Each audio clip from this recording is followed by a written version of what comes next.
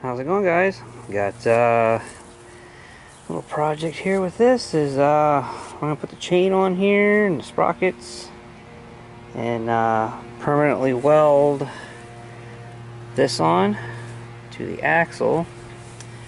This sprocket has like one ride on it. It's a front sprocket. It's next to new. And the retainer for it. See if I can move this without losing all of it. I'll set it down here all together. I got locking ring to put on the axle to keep it from moving right here. I was wanting the complete split, but the website I went to that had a complete split wanted more for just the ring. Then I could get two of them on eBay, and with the shipping and handling and all that and tax, I was better off with just these ones. And I only need one, but I had a 2-pack. We got 50 chain here, 50 machine chain. These are 420, I think it's, or no, 520 sprockets. I have had no problem at all running 50 chain on there, and it's the best way to do it. I mean, it's like 12 bucks, and I can chain something, probably 2 times with it.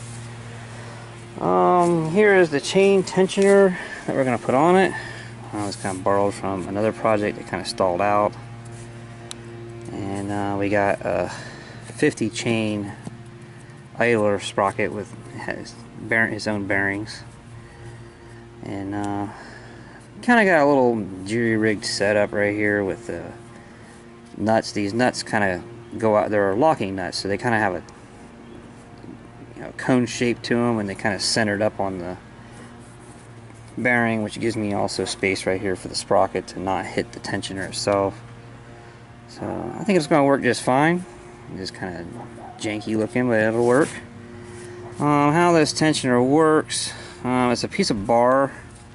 There's journals cut on it, and then these bolts set into the journals, so it's not able to move around. And these right here will be to tighten it down into place. You want to adjust the chain, you just loosen these up, and there's a hex end on it so that you can rotate it and adjust the chain. The whole theory with this whole design right here is the only tension I'm going to have to adjust out of it is the slack from the chain wearing. The chain should run equal tension no matter where the suspension is with this setup. So that was the whole point of lining up the swing arms hinging point with the sprocket in. But, oh, I need to permanently mount the sprocket on, or not the sprocket, but the brake rub hub. I'm going to permanently mount that on, which is also going to keep the axle from moving that way, and the locking ring will hold it from moving this way. So yeah, we'll get started. Locking ring is now installed, and I got the sprocket up there. You can kind of see here how I designed this, how these hubs work. Just a bolt through, and it is a 1/2-inch bolt, so, and hardened bolt.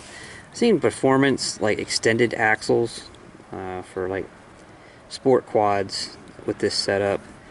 I know I have, like, I've taken a stripped out axle, that had the splines, the stock axle for one of those bikes, and drilled through and put a 3/8 bolt in, and the torque of the bike was able to shear it off. So I'm hoping that a 1/2-inch bolt won't get sheared off. I don't see how, the 1/2-inch bolt looks like to be about the size of what they use on the sport quad extended axles that use this setup. So hopefully it isn't going to shear. And it's a hardened bolt, so see how it works. Not really having much of a choice otherwise. I can't put a spline setup on there. But, well, we'll get the sprocket back on here, and, alright guys, I got a little bit of a mock-up going here.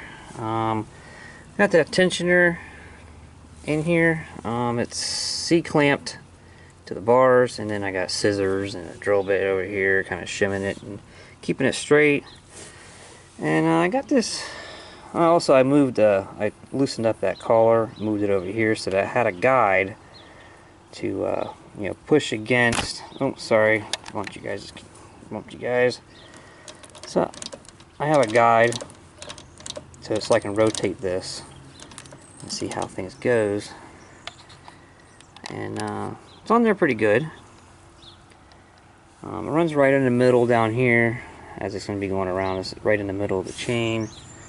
It's right in the middle right here. When it gets to the engine, it is kind of running off to one side a little bit, but it's not catching it. It's not catching it at all. But yeah, I got that welded up, and I need to go to the garage and get a half link. You can kind of see here I got it tied. So even my 300EX, just because I changed the gear ratios on it, I ended up having to put a half link in it. They have their benefits and drawbacks. The little pin can get sheared off, and the little wire clip can get sheared off, fall out, and your chain comes off. And then, but at the same time, I kind of like half links because you can get a lot more use of your chain. The chain starts getting too loose, you can take the half link out, and then you got a whole nother link to wear the chain. Oftentimes, bikes that I've had half links in that situation, well, when you throw that chain away, that sucker is definitely wore out. But alright guys, I welded the sprocket on. I still need to clean the flux and stuff off, and I'll probably actually weld it twice. But right now I still don't have the half link, but so you kind of gotta forgive it whenever it does go through the sprockets. It does get kind of funny when it gets to that point, but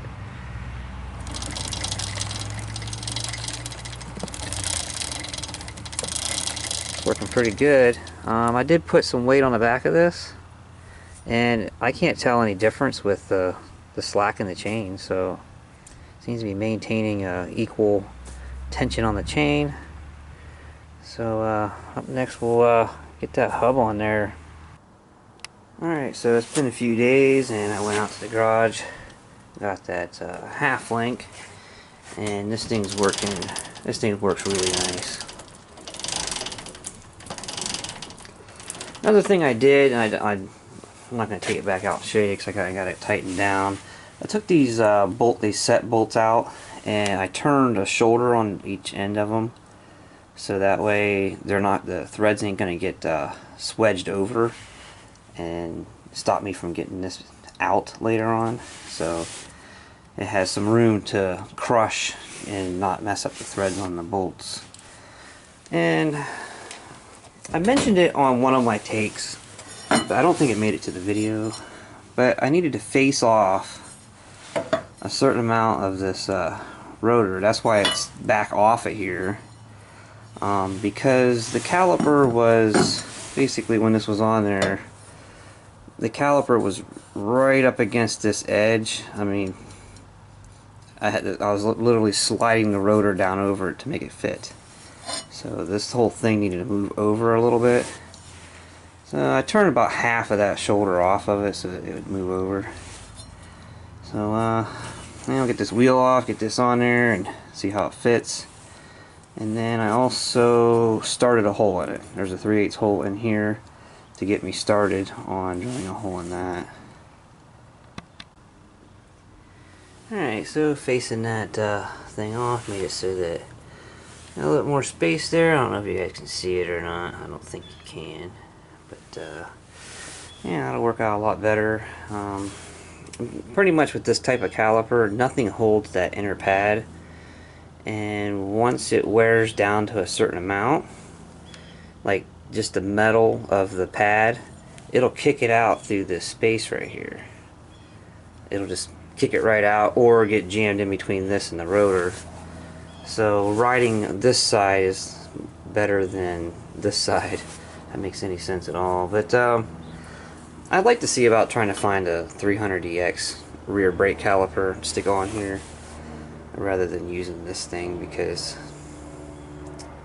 it's not straight, it's not perfectly straight. So every bike that I've had this on, the pads wore crooked.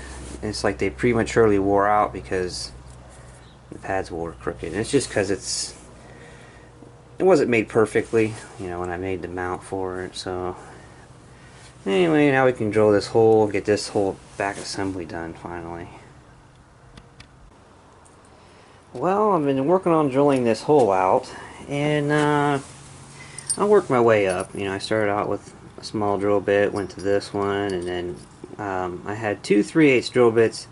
Both of them weren't in the best of shape, but I'm down to the last 1/4 of an inch of drilling this hole through, and my drill bits are just had it. They won't do it anymore. One thing about it is, like, if I was able to like stick this in a drill press, and I could drill 1,000 holes through in a drill press, because it's nice and steady, nice and straight, you know. But freehanding through an 1.5-inch piece of steel, it just, you know, it just tears up and burns up the, you know, the corners of the drill bit. So once again, it's going to take another day, because I got to go find another drill bit. I go out to the garage. It's another 28-mile trip to go get a drill bit to do another 1/4 of an inch. So I don't know about your guys' editing software, those of you that makes videos, but my editing software, say like I make several takes in one day, I can easily just drop and drag all those in and put those into one video. But say I make, you know, several takes today, and then I break my camera out tomorrow, which has a different date on its filing, it won't let me put those together unless I actually go to the folders that they're in and drag them out of that folder and drop them in the folder that the program is using. So it's kind of a pain in the butt to make a multi-day video. But this thing has been a challenge to do. Not only making the pieces, that's, you know, sometimes difficult, and a lot of trips and running. That's kind of the biggest things about it. But and working my way up to getting to this, I have dreamed of making something like this since I was a teenager. So, you know, 20 years, and I've had a lot of, pretty much, I want to mention something about some of the failed projects or incomplete projects that's on my channel. Is that as I'm working on them, and I get so far on it, I just look at it like I could do better. I could do better than this, and I stop because a lot of the components that is, you know, that project's using could go on the better idea. You know, once I learned how to do certain things and got better at it, I just know I can do better. But at the same time, I only have so many components, and all this stuff costs a fortune. So, you know, this thing is definitely getting done. It's so close, and it's exactly what I've always wanted. So, you know, it's gonna get there. It's so close now that, wow, that's cool. But it seems so easy whenever you're like drawing it out on paper. Yeah, I can use these shocks, I can use that motor, and I'll just stick this here, stick that there. But until you get down to actually cutting and welding and putting everything in place and trying to figure out how you're going to put this here and that there, it's a difficult process. So anyway, next take, hopefully I got a sneaking drill bit to finish that hole out. Alright, got that hole finished drilled and got a new bolt in it. And I'm going to see about getting a new 300EX brake caliper put on there. One thing bad about these is that these brake pads that goes on this, I was getting the brake pads for these calipers for, it was like 10 sets for $30, and then all of a sudden now that guy will not sell a package deal anymore. You can only buy these individually, and they want like $7 a set. Well, they don't last very long, you know. Like, I mean, they're kind of a pain in the butt. It's like every few rides you got to replace them. If you go in a mud, they're done within the time you're done riding it in the mud. So I'm going to see about... There was an affordable thing to do, even though it was irritating to change the pads. It was still affordable. But now it doesn't really make any sense, because 300EX pads, they're the same pads for front and rear, and they fit Yamahas, they fit all kinds of different bikes, so you can get package deals on those as well. But anyways, the mocking up on the back of this is all done. I won't have to do anything else back here except for, you know, finishing it up later. And next up we'll go up front and work on the front end a little bit. But till then, I'll see you guys later.